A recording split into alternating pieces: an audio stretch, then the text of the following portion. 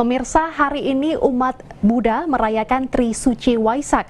Walaupun tahun ini memang terasa berbeda, yakni merayakan di rumah, tapi masyarakat diharapkan untuk tetap bisa merayakan secara baik dan juga sukacita. Lantas, apakah sebenarnya makna di dalam perayaan Trisuci Waisak ini? Hal ini akan dibahas di Dialog Titik Tengah bersama saya, Fatma Ayu.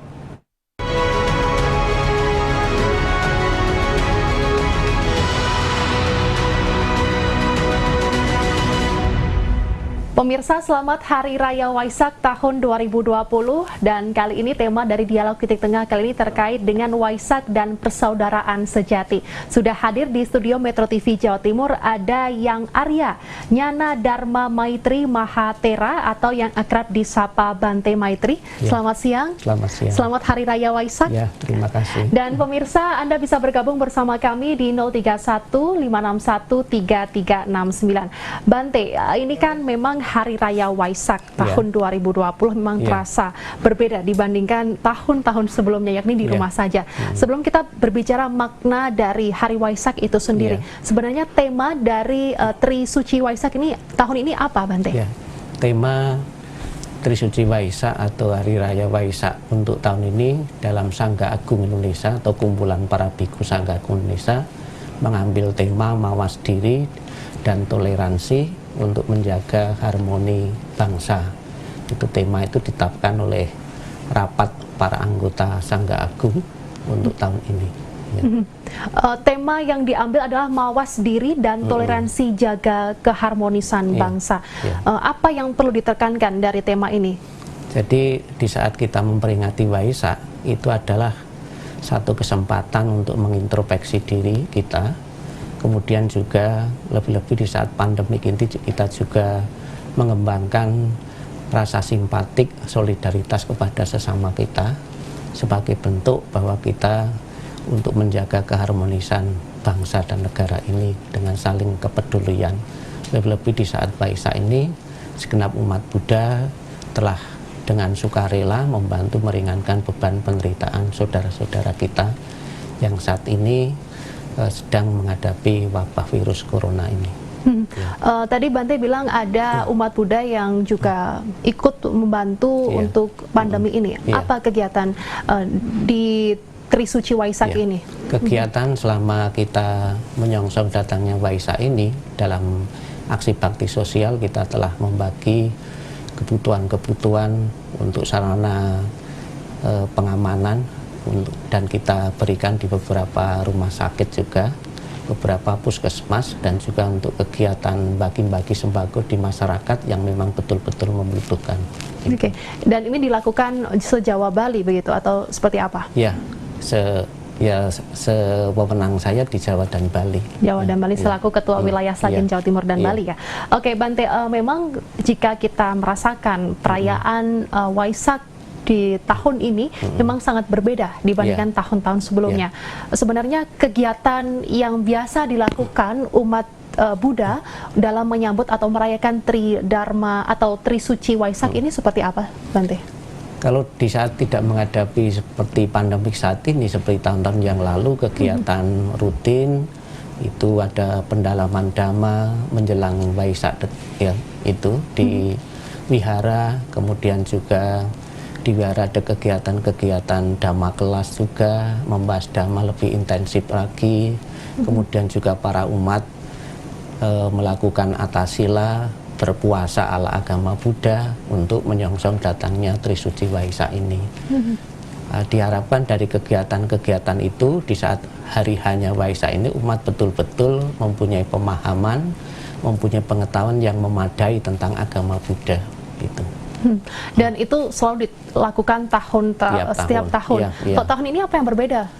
Tahun ini lebih menekankan bahwa kita berpartisipasi dalam membantu meringankan beban penderitaan orang lain, lebih-lebih di saat puasa pun ya. Ini justru kita kesempatan menyisihkan sebagian dari penghasilan kita, pendapatan kita untuk membantu meringankan orang lain dengan bagi sembako. Kemudian juga ada tiap sore kita di depan wihara juga bagi-bagi nasi kepada pejalan-pejalan kaki yang layak diberi.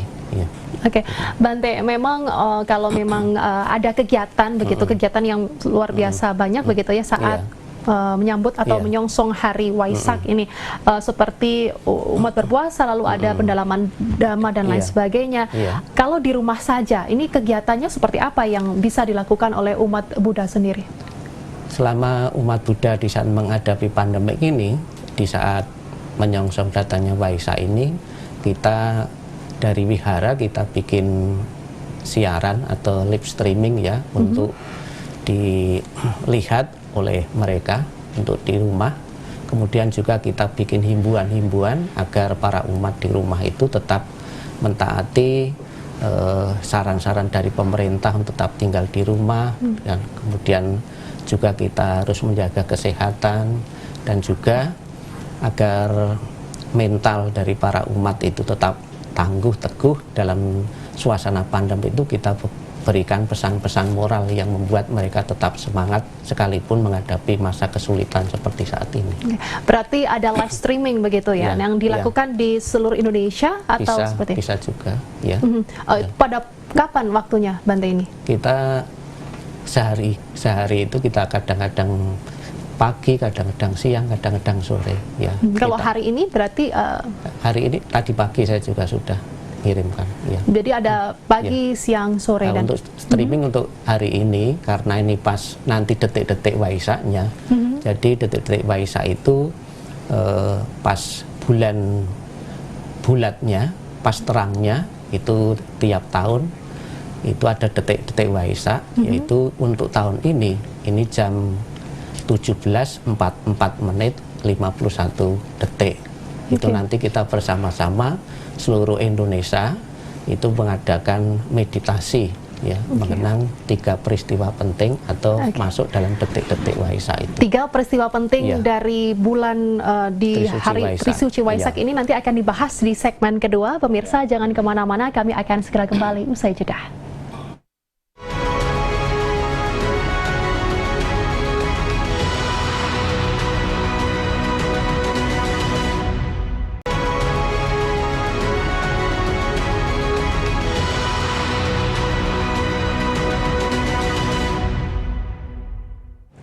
Pemirsa, Anda menyaksikan Dialog Titik Tengah, kali ini membahas terkait dengan Waisak dan persaudaraan sejati, masih bersama Ketua Wilayah Sagin Jatim dan Bali, Bante Maitri. Tadi Bante menyampaikan ada 3 peristiwa begitu. Sebelumnya ada detik-detik dari hari Waisak itu sendiri. Sebelum kita membahas ketiga peristiwa, sebenarnya detik-detik Waisak ini seperti apa, Bante? Jadi detik-detik Waisak itu adalah diyakini oleh masyarakat Buddhis di Indonesia, itu juga mewarisi dari kaum teosofi bahwa di saat bulan itu terang ya, bulan penuh purnama Sidhi, itu diyakini bahwa umat Buddha hadir di salah satu puncak gunung Himalaya di sana untuk memberikan berkah kesejahteraan kebahagiaan bagi dunia.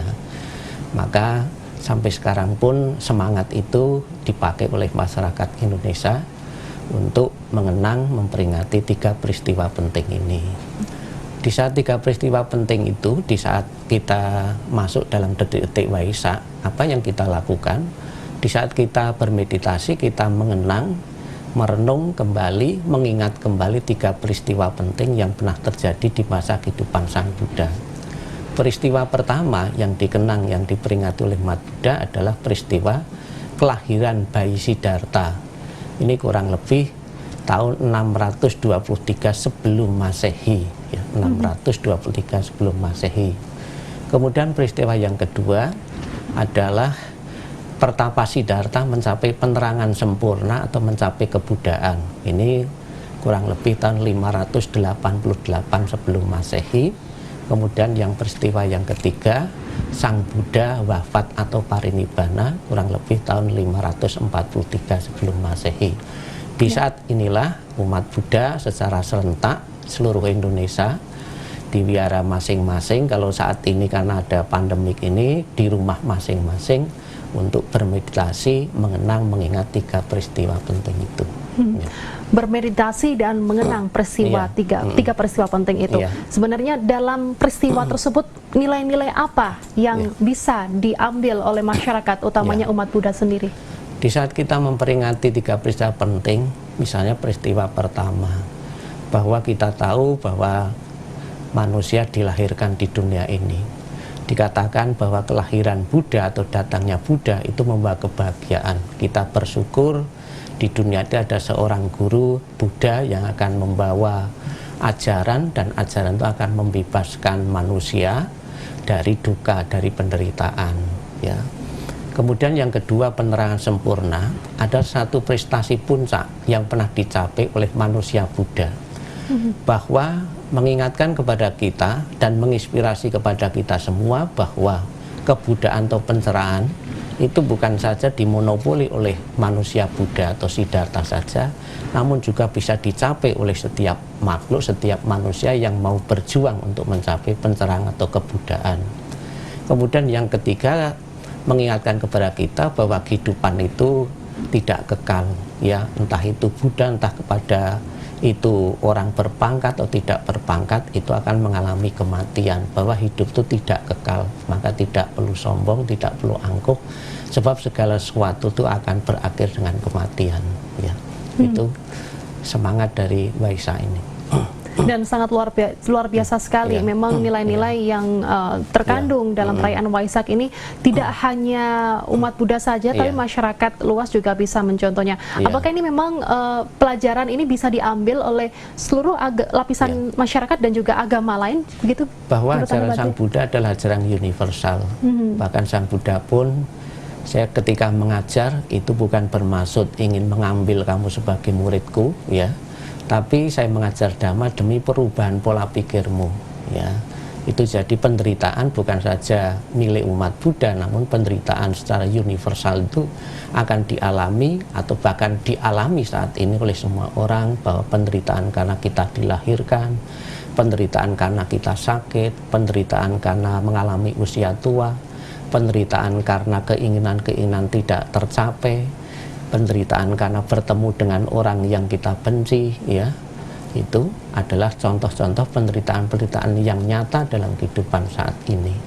Maka dengan ajaran Sang Buddha, penderitaan-penderitaan itu bisa dilepaskan dengan mengikuti jalan tengah atau 8 jalan utama itu, atau jalan tengah yang berluas 8. Apa itu, Bante? Jalan luas 8 itu untuk lebih mudah mengingatnya.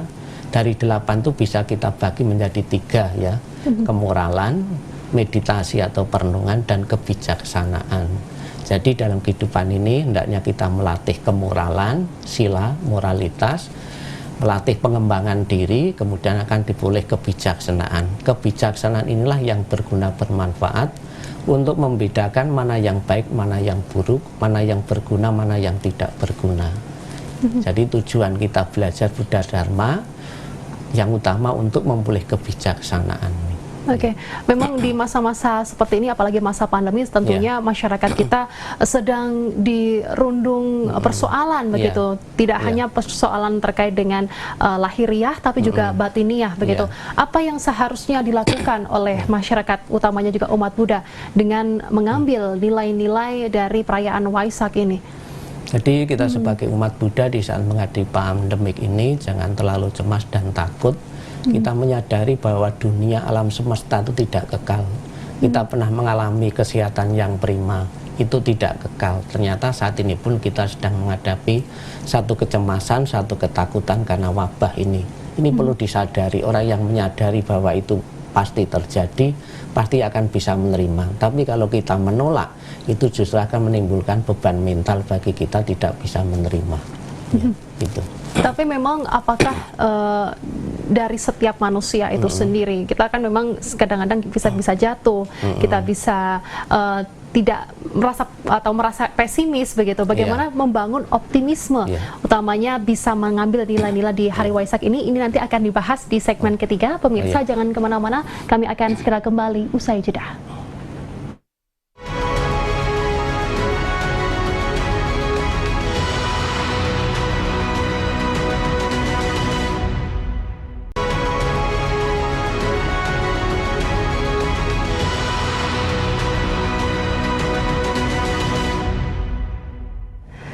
Pemirsa, masih bersama kami di Dialog Titik Tengah. Kali ini membahas terkait dengan Waisak dan persaudaraan sejati, masih bersama Ketua Wilayah Sagin Jawa Timur dan Bali, yakni Yang Arya Nyana Dharma Maitri Mahatetra atau Bante Maitri. Anda bisa bergabung bersama kami di 031 561 3369 berkaitan dengan Hari Waisak atau Trisuci Waisak.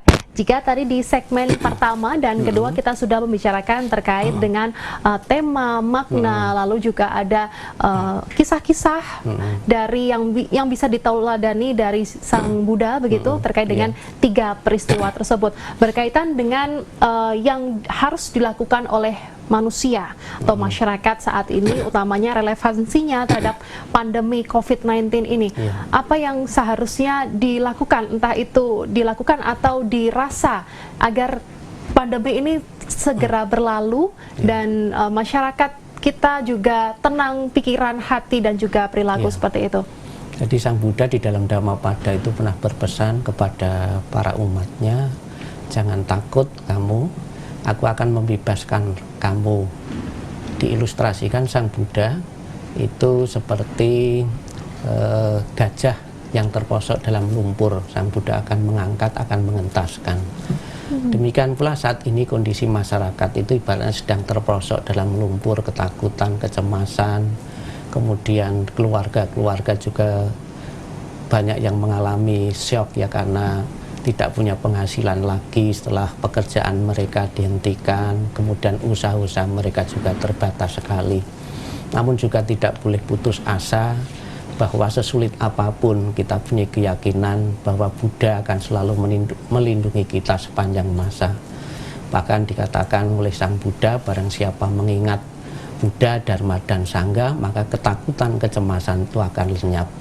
Bagaimana kita bisa memaknai bahwa kita tidak cemas dan takut apabila kita mengingat Buddha gitu? Tentunya ini betul-betul harus diperhatikan oleh umat Buddha, bukan seharian terus ingat Buddha-Buddha atau mengucapkan kata Buddha-Buddha saja. Buddha adalah orang yang maha suci, yang kehidupannya itu sudah teruji dengan bermacam-macam ujian, dan akhirnya Sang Buddha telah mencapai penerangan sempurna. Bisa dikatakan Sang Buddha adalah orang yang hebat ya, karena bisa mencapai kesempurnaan yang sulit sekali, bisa dilakukan, bisa dijalani beberapa kelahiran-kelahiran yang lampau. Demikian pula kesulitan-kesulitan yang kita hadapi itu belum begitu besar sebetulnya ya. Maka sebagai umat Buddha, kesempatan kita tinggal di rumah ini untuk menggali, untuk belajar lebih tekun lagi ajaran-ajaran Sang Buddha. Tentunya banyak sekali kita temukan resep-resep di dalamnya. Bagaimana menghadapi kesulitan saat ini, bagaimana mental kita tetap kuat, bagaimana kita mempunyai kesabaran yang memadai menghadapi seperti saat ini. Dan juga jangan lupa kita sebagai umat Buddha selalu memancarkan welas asih dan cinta kasihnya kepada lingkungan sekitar kita, ya, kepada tetangga, kepada masyarakat. Tentunya itu sebagai obat yang sangat manjur sekali, bagaimana kita mengisi kehidupan ini bermanfaat bagi keluarga, bermanfaat bagi lingkungan masyarakat dan dunia. Bukan hanya berpikir untuk dirinya sendiri, tapi berpikir untuk kebahagiaan orang lain. Oke, Bante, ini tadi Bante menyampaikan bahwa Sang Buddha ini mempunyai kesempurnaan yang telah mencapai kesempurnaannya, begitu.